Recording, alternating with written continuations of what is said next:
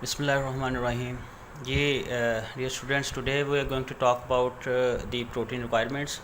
So, in a very previous lecture, we have talked about the fats.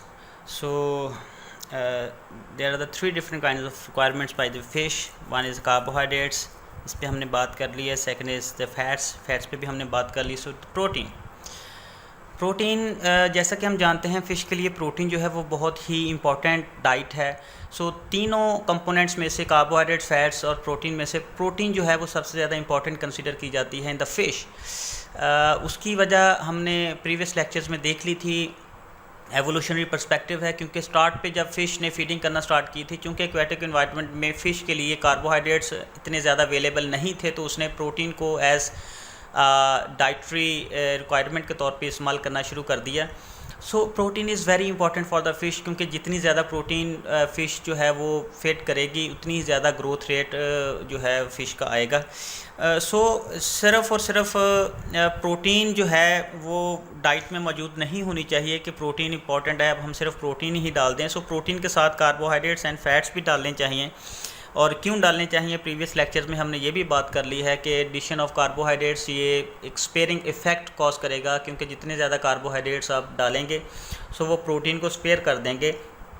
Fish जो है वो energy ले लेगी कार्बोहाइड्रेट से, जबकि प्रोटीन जो है वो उसकी ग्रोथ के लिए बच जाएगी. अगर हम कार्बोहाइड्रेट्स नहीं डालेंगे तो डेफिनेटली फ़िश जो है वो प्रोटीन को एनर्जी के लिए भी यूज़ करेगी. सो अल्टीमेट ग्रोथ के लिए प्रोटीन जो है वो कम बच जाएगी. So carbohydrates and fats should be added to some quantity in order to spare the protein. Okay, so protein जैसा कि हम जानते हैं protein is a long chain of amino acid. Amino acids पे मुश्तमिल होती है. Total number of amino acids कितने हैं, उनमें से कितने बायोलॉजिकली जो है वो मौजूद होते हैं प्रोटीन के अंदर, वो भी हम जानते हैं. About 25 different kinds of amino acids are present in the protein. So इस 25 में से 20 अमीनो एसिड्स ऐसे हैं जो कि फ्रीक्वेंटली पाए जाते हैं और 5 ऐसे हैं जो कि रेयर पाए जाते हैं. And there is a peptide bond. ये भी बेसिक चीज़ें हैं, हम इसके बारे में जानते हैं. Next is the calculating the protein content. यानी आपके पास एक गिवन फूड है और आप देखना चाहते हैं इसमें प्रोटीन कितनी है. How can you calculate the protein content. इसका एक पुराना फार्मूला जो है वो मैं आपके साथ शेयर करता हूँ. That is the Kjeldahl method. Kjeldahl was the name of the scientist who discover it. So 1883 में जेल्डाल ने ये प्रोसेस जो है वो हमें बताया, जिसकी मदद से हम प्रोटीन कंटेंट को डिटरमिन कर सकते हैं. तरीकाकार देख लें जी. ये फॉर एग्ज़ाम्पल हमारे पास फूड है जो कि हम डालना चाहते हैं किसी भी एनिमल को, ताकि उसको प्रोटीन रिक्वायरमेंट पूरी हो जाए, लेकिन हमें पता नहीं है कि इसमें प्रोटीन कितनी मौजूद है. सो क्या किया जाता है, ये शॉर्टकट है, ये तो एक लॉन्ग केमिस्ट्री में यूज़ होने वाला प्रोसेस है. सो फूड को डाइजेस्ट किया जाता है. डाइजेस्ट करते हैं with the help of an acid. So जब उसकी डाइजेशन हो जाती है, सो जब डाइजेशन से उसमें जो प्रोटीन कंटेंट्स हैं वो नाइट्रोजन रिलीज़ कर देते हैं. सो इस नाइट्रोजन को फिर टाइट्रेशन की मदद से हम उसकी वैल्यू जो है वो एक सर्टेन वैल्यू जो है वो हम रिकॉर्ड कर सकते हैं. वो जो वैल्यू आएगी इसकी वो हमें बताएगी कि how much nitrogen is present in that food. वो कितना है, 10, 20, 25, 30, जितना भी उसका फैक्टर आएगा. ओके, नेक्स्ट इससे पहले एक केयरफुल मेथड से, यानी हमने एक आइसोलेट की प्योर प्रोटीन फूड में से. प्रोटीन इसमें से नहीं, हम पहले की बात कर रहा हूँ कि हमारे पास एक फूड है, उस फूड में प्रोटीन है, कार्बोहाइड्रेट्स हैं, फैट्स हैं, न्यूक्लियोटाइड्स हैं, क्रिएटिनिन है, वगैरह वगैरह वाइटामिन हैं. हमने उसमें से प्रोटीन को आइसोलेट किया और हम जानते हैं कि प्रोटीन को अगर हम आइसोलेट करेंगे और उसको ब्रेक डाउन करेंगे तो अमीनो एसिड निकलेंगे. अमीनो एसिड का अगर आप स्ट्रक्चरल फार्मूला देखें, so alpha carbon, R chain, carboxylic group, hydrogen and amino group. So nitrogen is present. So जितने भी एटम्स हैं, इन एटम्स की निस्बत नाइट्रोजन का कितना हिस्सा है ये कैलकुलेट किया गया कि एक प्रोटीन में जो नाइट्रोजन है, यानी ये आप कह सकते हैं एक अमीनो एसिड में जो नाइट्रोजन है, डैट इज़ अबाउट 16%. सो हम इसको ऐसे भी कह सकते हैं कि एक प्रोटीन में नाइट्रोजन 16% मौजूद होती है. राइट. सो अगर हम इसका फैक्टर निकालना चाहें, so 100 divided by 16, 100 it mean total protein. So एक खालस प्योर प्रोटीन में कितने परसेंट नाइट्रोजन मौजूद होती है, 16%. तो फैक्टर आ गया 6.25. सो 6.25 is the nitrogen which is present in a pure protein. मैं आपको यहाँ पे बताता चलूँ कि ये 6.2 फैक्टर के ऊपर भी साइंटिस्ट के बीच में क्लैश पाया जाता है। वो क्लैश कहाँ पे पाया जाता है? वो पाया जाता है जी कि एक गिवन अमीनो एसिड, ये गिवन अमीनो एसिड है, मैं अगर इस गिवन अमीनो एसिड में कहूँ कि ये नाइट्रोजन है और ये नाइट्रोजन इस अमीनो एसिड का, से फॉर एग्जांपल आर की जगह है हाइड्रोजन, सिंपलेस्ट अमीनो एसिड, सो मैं अगर ये कहूँ कि इसका इसकी निस्बत कितना पार्ट है तो आप कहेंगे 16%, लेकिन कुछ की आर चेन लॉन्ग भी है, यानी CH3 CH2 CH2 CH2 CH2 SH, right, या बेंजीन रिंग टाइप का एक स्ट्रक्चर इसके साथ साइक्लिक चेन लग जाती है। सो उस वजह से नाइट्रोजन कंटेंट की परसेंटेज वेरी करती है। सो 6.25 इज़ नॉट फिक्स्ड, ये इससे कम भी हो जाती है, इससे ज़्यादा भी हो जाती है, राइट। सो लेकिन हम एवरेज के तौर पे 6.2 फैक्टर यूज़ करेंगे। So it is the factor of the nitrogen content in a pure protein. तो अब ये हमारे पास फूड है, हम इस फूड में देखना चाहते हैं कि कितनी प्रोटीन मौजूद है, तो हम क्या करेंगे, इस फूड को डाइजेस्ट करेंगे, उससे नाइट्रोजन कंटेंट निकालेंगे, टाइट्रेशन से एक फैक्टर आ गया, इस फैक्टर को इस फैक्टर के साथ मल्टीप्लाई कर देंगे। So this is nitrogen content in food and this is factor in a pure protein. So इस फैक्टर को इस नाइट्रोजन कंटेंट से मल्टीप्लाई कर देंगे तो हमें इस फूड के अंदर जितनी प्रोटीन है वो हमारे पास निकल आएगी। So it means that we can calculate protein content by using nitrogen in that food. So एक मेथड है, ये बुक पे नहीं लिखा हुआ लेकिन मैं आप लोगों को थोड़ा सा एक्सप्लेन कर दिया। Okay, next we are going to talk about the functions. जैसे हम जानते हैं प्रोटीन जो है वो as an source of energy भी इस्तेमाल हो सकती है, तो ये amount of source supply of amino acid भी इस्तेमाल हो सकते हैं। ये बहुत सारे साइंटिस्ट इस बात पे आर्ग्यू हैं कि बेसिकली प्रोटीन नहीं, ये एक्चुअली अमीनो एसिड हैं जो कि फ़िश को चाहिए होते हैं डाइट में, और अगर किसी किस्म की डेफिशिएंसी हो जाए इन अमीनो एसिड की, सो ये प्रॉब्लमेटिक सिचुएशन कॉज कर सकते हैं। अमीनो एसिड दो तरह के हैं जी, essential amino acid and non essential amino acid. Essential amino acid ऐसे हैं जो कि फ़िश जो है वो ख़ुद तैयार नहीं कर सकती अपनी बॉडी में, ये इसको डाइट में चाहिए। नॉन एसेंशियल अमीनो एसिड ऐसे हैं जो कि फ़िश को डाइट में ना भी हों तो ये खुद मेटाबॉलिक रिएक्शन की मदद से खुद तैयार कर सकती हैं। So what are the essential amino acid? Arginine, histidine, isoleucine, leucine, lysine, methionine, phenylalanine, threonine, tryptophan and valine. आप इनके पहले पहले लेटर्स को निकाल के कोई वर्ड बना सकते हैं ताकि ये आपको याद रहे। ओके, अब मैं आपको एक बात बता दूं, ये नीचे लिखा होगा कि सिस्टीन जो है can be a dietary substitute for methionine, tyrosine can be a substitute for phenylalanine. यानी अगर आप फ़िश को फीड दे रहे हैं उसमें मेथियोनिन नहीं है तो आप उसको सिस्टीन दे सकते हैं।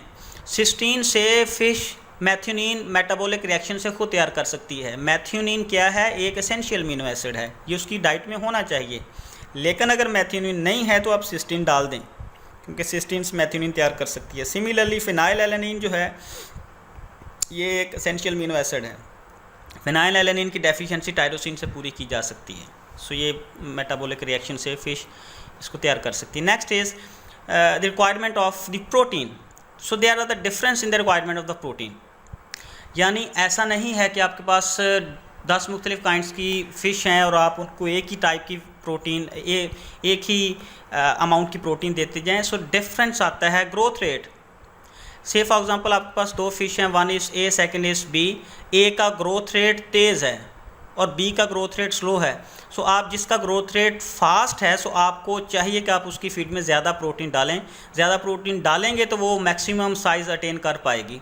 एक फ़िश का साइज़ ही 1 kg से ज़्यादा नहीं होता, उसका ग्रोथ रेट कम है, तो इट मीन उसको प्रोटीन जो है वो कम चाहिए। फीड इनटेक कितनी उसकी वो एवरेज इनटेक कितना ले रही है, उससे ज़्यादा ना डालें।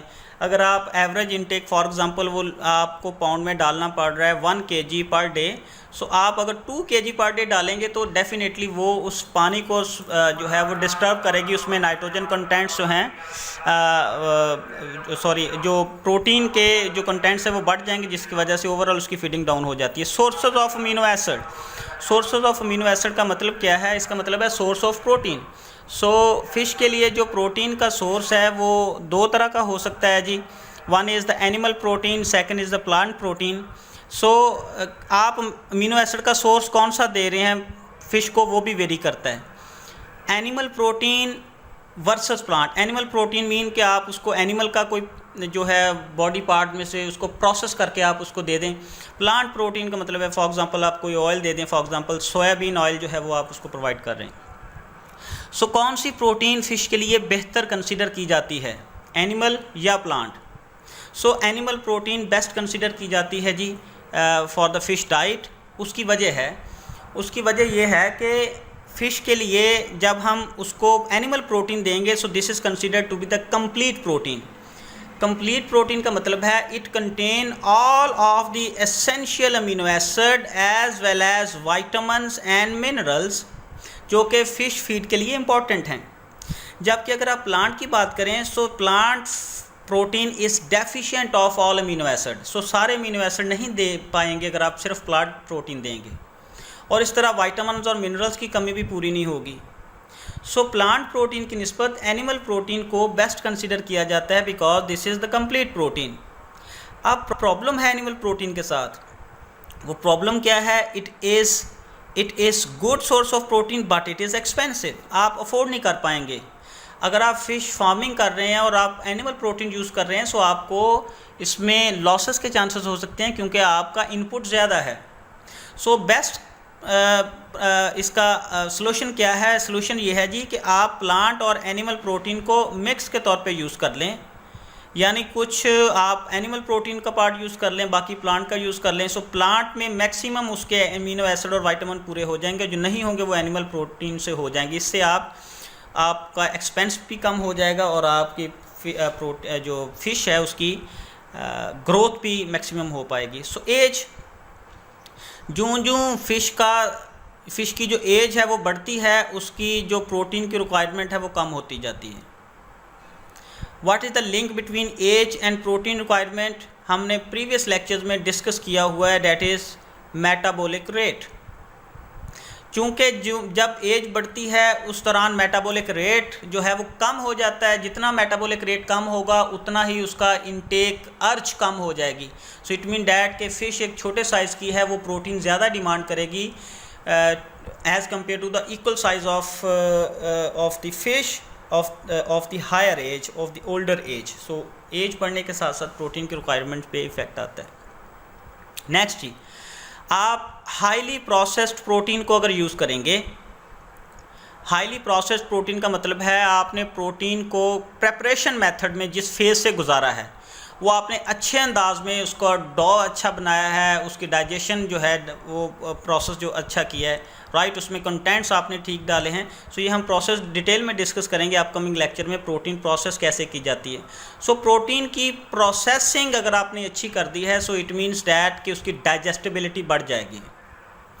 दूसरा, अमाउंट ऑफ डाइटरी कार्बोहाइड्रेट्स। अगर आप एक फीड में कार्बोहाइड्रेट ज़रूरत से ज़्यादा डाल रहे हैं तो प्रोटीन की डाइजेस्टिबिलिटी कम हो जाएगी। ये हमने बार बार बात कर रहे हैं। अगर आप कार्बोहाइड्रेट फूड में कम डालेंगे तो फ़िश क्या करेगी? प्रोटीन को ज़्यादा तोड़ेगी, तो प्रोटीन की रिक्वायरमेंट बढ़ जाएगी। लेकिन अगर आप कार्बोहाइड्रेट ज़्यादा डालेंगे तो एनर्जी रिक्वायरमेंट उसकी पूरी हो जाएगी, तो प्रोटीन की जो डाइजेस्टिबिलिटी है वो डिक्रीन कर जाएगी। So it mean amount of dietary carbohydrates जो हैं वो इफ़ेक्ट करते हैं प्रोटीन की रिक्वायरमेंट के ऊपर। उसके बाद ओवर हीटिंग ऑफ प्रोटीन का मतलब है कि आप प्रोसेसिंग के दौरान अगर आप प्रोटीन को ज़्यादा हीट अप कर देते हैं so it will also effect the digestibility of the protein. So ज़्यादा प्रोटीन को, अगर आपके पास प्रोटीन फाइबर्स हैं आपके मौजूद हैं, आप उसको ज़्यादा हीट कर देंगे सो उससे उस फूड की क्वालिटी जो है वो लो हो जाएगी और ये फ़िश की हेल्थ के लिए भी अच्छी कंसिडर नहीं की जाती। सो उससे उसकी डाइजेस्टिबिलिटी लो हो जाती है। रिसेंट स्टडी ये बता रही है कि अगर आप प्रोटीन को ओवर हीट करते हैं तो वो प्रोटीन को डीनेचर कर देती है। सो वो जो डीनेचर्ड प्रोटीन है वो एक सिग्निफिकेंट सोर्स है कैंसर का। सो इस लिहाज से भी हमें देखना चाहिए फ़िश की हेल्थ के लिए कि प्रोटीन जो यूज़ कर रहे हैं वो ज़्यादा हीट ना हो, ओवर हीटेड होगी तो उसकी प्रोटीन डीनेचर्ड होगी और उसमें न्यूट्रिशनल वैल्यूज़ कम हो जाएंगी और उसकी डाइजेस्टिबिलिटी है वो डिक्रीज़ हो जाएगी। So that's all about the protein requirements. In the very next lecture we are going to finish this topic by discussing certain aspects of the protein as well as the deficiency signs and syndromes of the protein. If you have any question you may ask in the comments. Thank you very much.